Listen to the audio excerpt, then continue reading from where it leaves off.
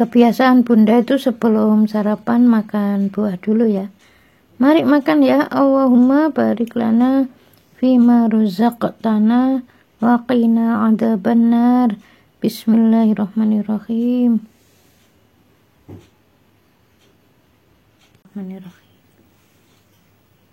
Siang ini cemilannya lumpia isi sosis dan minumnya nutrisari. Mari makan ya. Allahumma barik lana fima razaqtana wa qina adzabannar. Bismillahirrahmanirrahim. Bismillahirrahmanirrahim. Assalamualaikum warahmatullahi wabarakatuh. Video ini lanjutan dari video yang kemarin ya, yang judulnya kecelakaan lalu lintas. Ini bagian kedua. Jadi dulu bunda itu pernah ya, ada seorang bapak dan seorang anak. Anaknya itu ya laki-laki ya, sering bertengkar sama bapaknya. Terus saya peringatkan, kamu jangan terus-menerus seperti itu, jangan berontak ya istilahnya. Jadi sering berdebat, sering berontak. Pokoknya kalau sama bapaknya itu yang merasa dirinya itu paling benar ya. Jadi kalau mobil itu ya yang benar ya di tengah. Yang di pinggir itu bagian motor ya, ayahnya digitukan. Jadi kalau sama ayahnya itu kalau setir mobil itu ya sering eker-ekeran ya istilah Jawanya. Apa ya eker-ekeran? Ya pokoknya sering beda pendapat itu ya pernah saya ingatkan. Kalau kamu terus-menerus seperti itu, sering berdebat masalah setir mobil, terus kamu merasa benar dan kamu nggak minta maaf sama orang tuamu, suatu saat akan diberi peringatan oleh Allah dengan kecelakaan. Ya ternyata kecelakaan. Jadi saya mengatakan seperti ini nih, saya tidak bisa dikatakan meramal ya. Ini ilmu. Seperti orang mencuri terus ngomong gini saya, kamu jangan terus-menerus mencuri, nanti kamu kalau ketangkep polisi nanti bisa dipenjara loh. Nah, terus orang bilang, loh kamu meramal ya saya masuk penjara? Enggak, ini ilmu.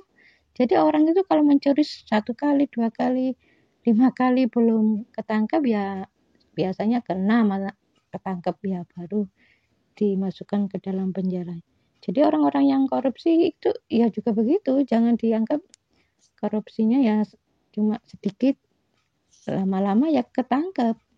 Kalau besar itu kan kelihatan ya, biasanya kalau 100 juta, 200 juta belum kelihatan, baru kalau sudah MM-an ya baru kelihatan, kan gitu. Ya ketangkep akhirnya. Jadi saya mengatakan seperti itu, saya ini bukan meramal, tapi ini ilmu. Jadi kalau ada anak gadis, remaja putra atau remaja putri menyeberang, terus ada orang bilang, oh iya di situ memang banyak kendaraan padat, kalau nyebrang memang agak sulit ya. Terus dianggapnya diserempet atau ditabrak kendaraan dari samping, mau nyebrang ditabrak motor dari arah kanan atau kiri, ya dianggapnya itu biasa karena di jalan raya itu memang kalau memang rame ya gitu. Ya enggak, ini ada hubungannya dengan dosa. Ini tolong digarisbawahi. Jadi anak remaja putra atau putri yang merasa pinter, jadi kalau berhadapan dengan orang tua itu merasa dirinya itu pinter, pandai. Jadi kalau diberi masukan orang tua, ya orang tuanya tuh ya dianggapnya tuh bodoh, kolot, nggak ngerti apa-apa karena pendidikannya lebih tinggi. Nah akhirnya kalau diberi masukan oleh orang tua nolak. Walaupun kelihatan diem sih ya, kelihatan diem, kelihatan seperti orang nerima, tapi Allah tetap menilai. Di hadapan manusia kelihatan diem, merunduk, tapi hatinya menolak, itu tetap dicatat oleh Allah Ta'ala. Kamu merasa pandai, merasa pintar, lebih pintar daripada orang tuamu, dan hari itu dicatat. Dapat beberapa hari melakukan seperti itu, dicatat. Dan itu kalau terus-menerus dilakukan, belum mohon ampun pada Allah di titik kesalahannya, ya suatu saat akan diberi peringatan oleh Allah dengan nyebrang, ya ditabrak motor dari arah kanan.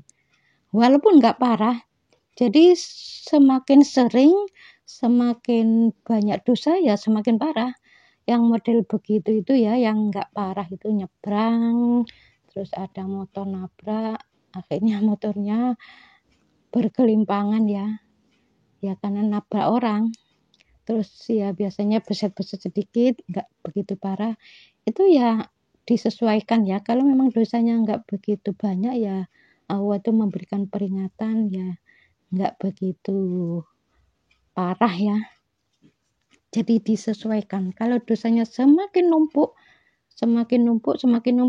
belum mohon ampun di titik kesalahannya ya suatu saat akan diberi peringatan oleh Allah dengan ditabrak dari samping dan parah. Ya seperti itu. Jadi semakin parah ya berarti semakin besar dosanya. Jadi ini jangan dianggap remeh ya. Jadi seorang anak itu ya jangan merasa lebih pintar dari orang tuanya. Jadi kalau dikasih tahu ya pokoknya itu kalau selama nggak bertentangan dengan syariat ya terima aja ya. Jangan merasa pintar. Jangan suka berdebat. Jadi anak-anak yang suka berdebat biasanya ya kalau mengenai masalah kecelakaan di jalan raya ya biasanya seperti itu. Rawan kecelakaan. Ya anak-anak yang penurut ya meskipun sering naik motor ya melaju dengan kencang ya aman-aman aja. Saya pernah tanya pada seorang remaja putra ya. Saya pernah ngomong gini, selama kamu itu nggak punya dosa terhadap orang tua, kalau punya dosa secepatnya mohon ampun pada Allah di titik kesalahannya dan minta maaf pada orang tua. Jadi sebelum bepergian minta maaf. Minta maafnya apa? Kalau yang berhubungan dengan kecelakaan, kalau diberi nasihat itu suka menolak dan ngeyel, nah itu dimohonkan ampun pada Allah dan minta maaf pada orang tua sebelum bepergian. Nah, walaupun dia tuh naik kendaraannya itu kenceng sekali ya, nggak pernah kecelakaan. Dan itu sudah pernah dilaporkan ke saya. Oh iya Bunda, insya Allah ya yang Bunda nasihatkan itu ternyata benar. Dan ada yang kecelakaan itu berulang kali sering kecelakaan sampai heran loh. Aku ini nggak bersalah kok ditabrak dari belakang ya. Nah itu kesannya seperti orang lain yang salah karena ditabrak dari belakang.